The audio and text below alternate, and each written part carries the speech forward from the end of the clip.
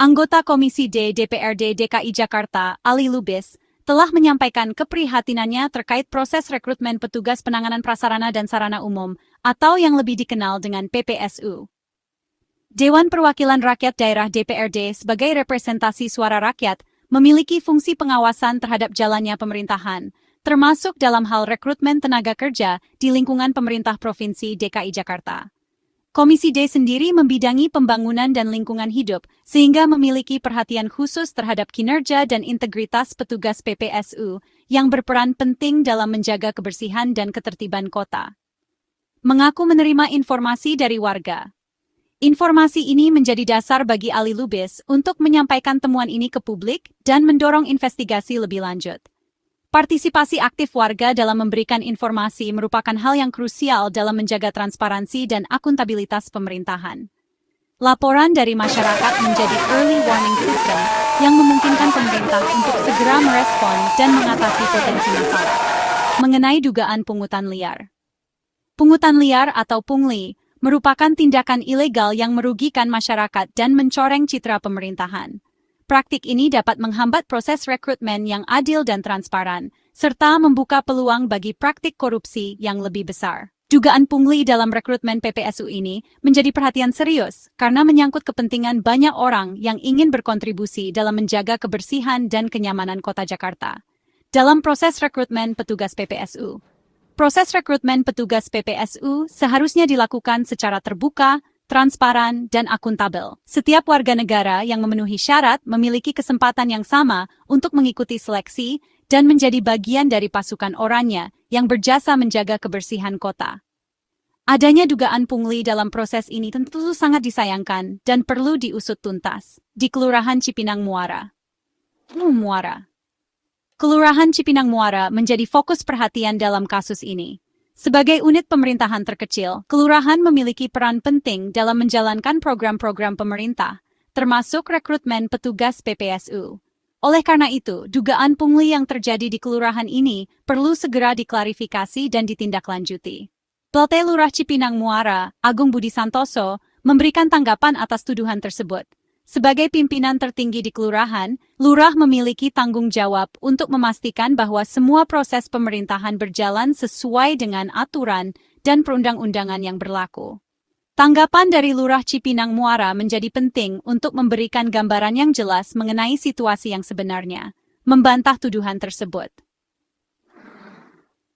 Bantahan ini tentu perlu diverifikasi lebih lanjut. Pemerintah Provinsi DKI Jakarta memiliki mekanisme internal untuk melakukan investigasi terhadap dugaan pelanggaran yang dilakukan oleh aparatur sipil negaraan. Proses investigasi ini harus dilakukan secara objektif dan transparan, sehingga dapat menghasilkan kesimpulan yang akurat dan dapat dipertanggungjawabkan. Ia menegaskan, berdasarkan hasil pembinaan yang telah dilakukan secara berkala kepada seluruh jajaran kelurahan, termasuk tim yang terlibat dalam proses rekrutmen PPSU. Pembinaan ini bertujuan untuk meningkatkan pemahaman mengenai peraturan dan prosedur yang berlaku, serta menanamkan nilai-nilai integritas dan profesionalisme dalam menjalankan tugas. Dan konfirmasi dengan tim teknis perekrutan, yang bertugas untuk menyeleksi calon petugas PPSU berdasarkan kriteria yang telah ditetapkan. Tim teknis ini terdiri dari para ahli yang memiliki kompetensi di bidangnya, sehingga diharapkan dapat menghasilkan proses seleksi yang objektif dan berkualitas. Tidak ada pungutan terhadap calon petugas PPSU. Break time 0.5. Pernyataan ini memberikan harapan bahwa proses rekrutmen PPSU di Kelurahan Cipinang Muara berjalan sesuai dengan aturan yang berlaku. Namun, pemerintah tetap perlu melakukan verifikasi lebih lanjut untuk memastikan bahwa tidak ada praktik pungli yang tersembunyi. Agung juga menyatakan bahwa proses rekrutmen yang dilakukan oleh pihaknya sudah sesuai tahapan, mulai dari pengumuman lowongan, seleksi administrasi, tes kemampuan, hingga wawancara. Setiap tahapan ini memiliki mekanisme kontrol yang ketat untuk mencegah terjadinya penyimpangan, dan akan menindak tegas jika ditemukan pungli tanpa pandang bulu.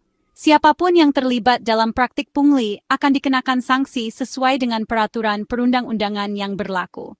Dalam pemeriksaan lebih lanjut, Pemeriksaan lebih lanjut akan melibatkan berbagai pihak terkait, termasuk Inspektorat DKI Jakarta, kepolisian, dan kejaksaan. Tujuannya adalah untuk mengungkap fakta yang sebenarnya dan memberikan keadilan bagi semua pihak yang terlibat. Sebelumnya, Ali Lubis meminta pemerintah Provinsi DKI Jakarta sebagai pihak yang bertanggung jawab atas penyelenggaraan pemerintahan di wilayahnya, segera menindaklanjuti laporan ini dengan serius dan profesional, dan mendesak inspektorat turun ke lapangan. Kehadiran inspektorat di lapangan akan memberikan efek jera bagi para pelaku pungli dan memastikan bahwa proses rekrutmen PPSU berjalan sesuai dengan aturan yang berlaku. Wakil Gubernur Jakarta Rano Karno pada saat itu mengakui adanya praktik pungli yang sangat merugikan masyarakat dalam rekrutmen petugas PPSU dan menegaskan komitmennya untuk memberantas praktik tersebut. Dan menegaskan bahwa praktik tersebut tidak bisa ditoleransi karena melanggar prinsip-prinsip good governance dan merugikan masyarakat, serta harus segera diberantas. Pemberantasan pungli membutuhkan kerjasama dari semua pihak, termasuk pemerintah, masyarakat, dan media. Rano juga menambahkan, Inspektorat DKI Jakarta, sebagai lembaga pengawas internal pemerintah, akan melakukan tindakan konkret dan terukur untuk menangani dugaan pungli ini. Tindakan konkret ini meliputi pengumpulan bukti, pemeriksaan saksi, dan penindakan terhadap pelaku pungli.